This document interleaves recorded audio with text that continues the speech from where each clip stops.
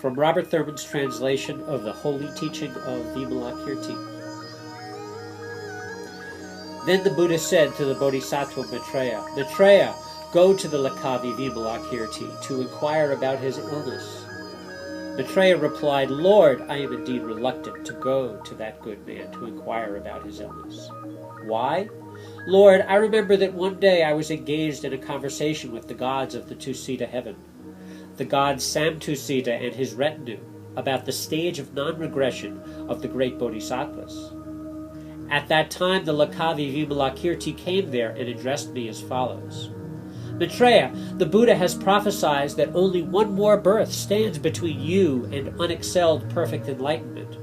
What kind of birth does this prophecy concern, Maitreya? Is it past? Is it future? Or is it present? If it is a past birth, it is already finished.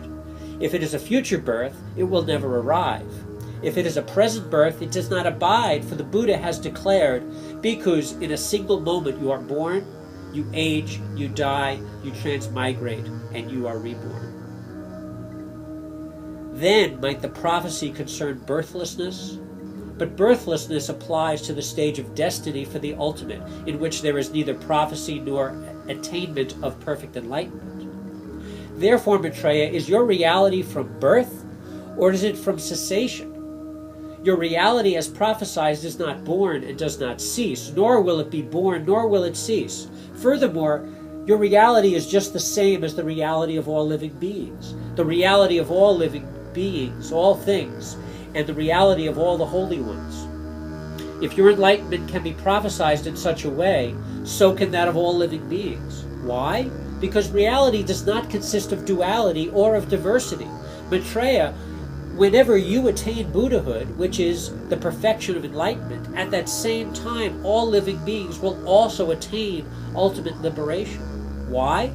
The Tathagatas do not enter ultimate liberation until all living beings have entered ultimate liberation. For since all living beings are utterly liberated, the Tathagatas see them as having the nature of ultimate liberation.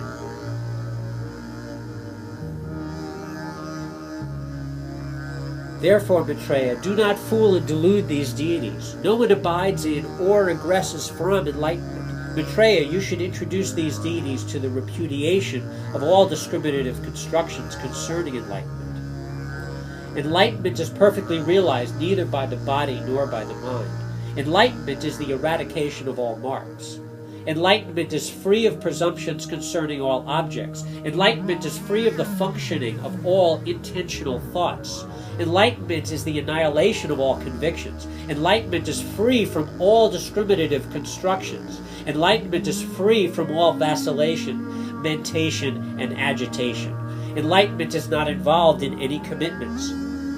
Enlightenment is the arrival at detachment through freedom from all habitual attitudes. The ground of enlightenment is the ultimate realm. Enlightenment is realization of reality.